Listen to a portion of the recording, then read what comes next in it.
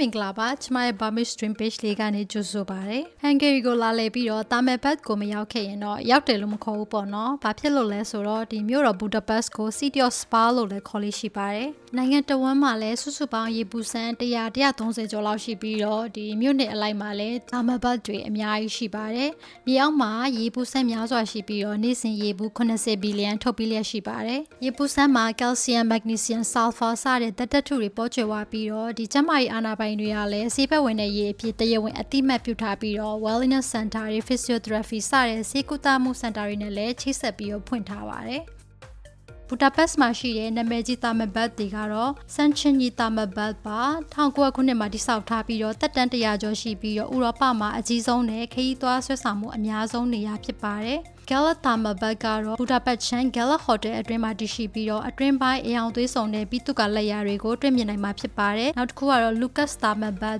ရှေးဟောင်းရေပူကန်တွေကတစ်ခုဖြစ်ပြီးတော့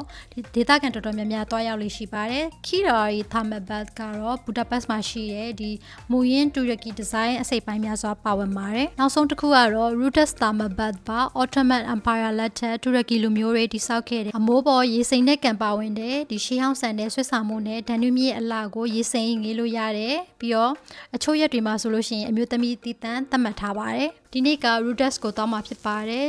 ်ဟန်ဂေရီမှာကျောင်းသားတွေဆိုရင် discount တွေနေရာတိုင်းရပါတယ်ကျမ student ဖြစ်တဲ့အတွက် student discount 50% discount ရပါတယ် counter မှာလည်းဝယ်လို့ရပါတယ်ကျမက online ကနေပဲဝယ်ပြီးတော့ scan ဖတ်လိုက်တာပါ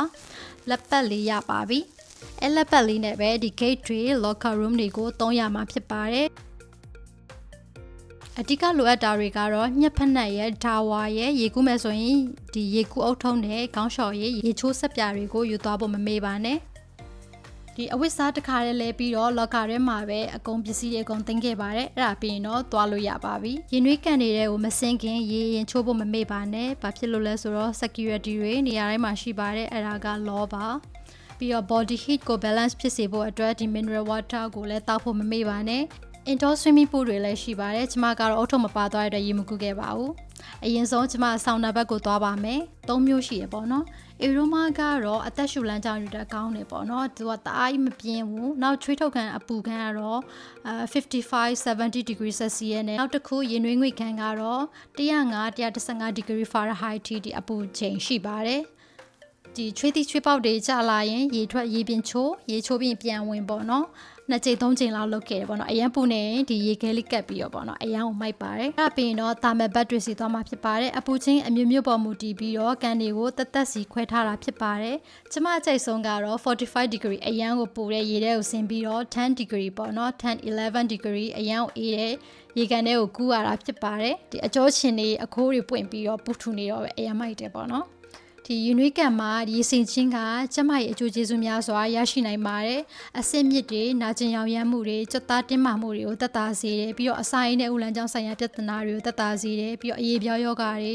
စိတ်ဖိစီးမှုနဲ့အိမ်မပြောခြင်းစတဲ့နာတာရှိယောဂများအထိပါဒီသဘာဝရည်နွေးငွေစိန်ပေးခြင်းဖြစ်တက်တာစေပါတယ်ပြီးတော့အမျိုးသမီးတွေဆိုရင်လည်းဒီအပူအပုတ်တီကင်းပြီးတော့အသားရည်ကိုကြည်လင်ဆိုပြည့်စေပါတယ်အိုမင်းရရော်မှုကနေလည်းကာကွယ်ပေးပြီးတော့အမျိုးသမီးကြီးငယ်မရွေအားရအားသလိုအပန်းဖြေလာလေးရှိကြပါတယ်ကျမက knee operation လုပ်ထားတဲ့အတွက်2လ3လတစ်ချိန်တော့ thermal bath ကိုသွားဖြစ်ပါတယ်အဲ့ပြီးတော့ river view ကိုသွားကြည့်မယ်နော်ဒီ rooftop view ကဒီ Gallat Hay နဲ့ဒီ Danube မြစ်အလာကိုရေစိမ်းနဲ့ကြည့်လို့ရပါတယ်ဒီညနေပိုင်းဒီ beer တို့ wine တို့တောက်ပြီးတော့ညပိုင်းအလှကပိုလှပဲမယ်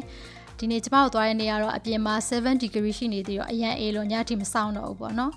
်အဲ့ပြီးရေစိမ်းသားလေး4နာရီလောက်ရှိပြီဆိုတော့အတော်လဲနူးနေပြီပေါ့နော်ရေချိုကောင်း short dryer ချအောင်မှုတ်ပြီးတော့အဝတ်စားလဲပြီးတော့ပြန်လာခဲ့ပါတယ်ဒီ exit မှာပဲကျမတို့ဒီလက်ပတ်တွေကိုပြန်ပြီးအပ်ထားခဲ့လို့ရပါတယ်အဲ့ဒါပြီးရင်ပြန်လို့ရပါပြီအရန်ကို relax ဖြစ်သွားတဲ့ energy တွေ fully ပြန်ရတယ်လို့ခံစားရတယ်ဟန်ဂေရီရဲ့ဒီ thermal bath ကဒီကမ္ဘာတဝန်းမှာရှိတဲ့ခရီးသွားတွေကိုဆွဲဆောင်လျက်ရှိပါတယ်ဒီရေပူစမ်းတွေကတမိုင်းနဲ့ချိတ်ဆက်ထားတဲ့အတွက် Hungarian delete ထုံးစံနဲ့လှပတဲ့ဒီဘီတုကလက်ရာတွေကိုလာရောက်လေ့လာနိုင်တဲ့အပြင်အပန်းဖြေခြင်းနဲ့ကျန်းမာခြင်းအတွက်ကလည်းအကျိုးကျေးဇူးများကိုပေးစွမ်းနိုင်တဲ့အတွက်အကယ်၍ဟန်ဂေရီကိုလာလည်မယ်ဆိုရင်တော့ဒီတာမယ်ဘတ်ကိုဝင်လည်ဖို့တော့မမေ့ပါနဲ့ကျမရဲ့ vlog လေးကတော့တာမယ်ဘတ်အတွေ့အကြုံလေးကိုတွားရင်းနဲ့ sharing လုပ်ပေးဖြစ်တာဖြစ်ပါတယ်ကျမရဲ့ video လေးကိုအဆုံးထိကြည့်ပေးရတဲ့အတွက်ကျေးဇူးများကြီးတင်ပါတယ်နောက် video တွေမှာပြန်တွေ့မယ်နော် bye bye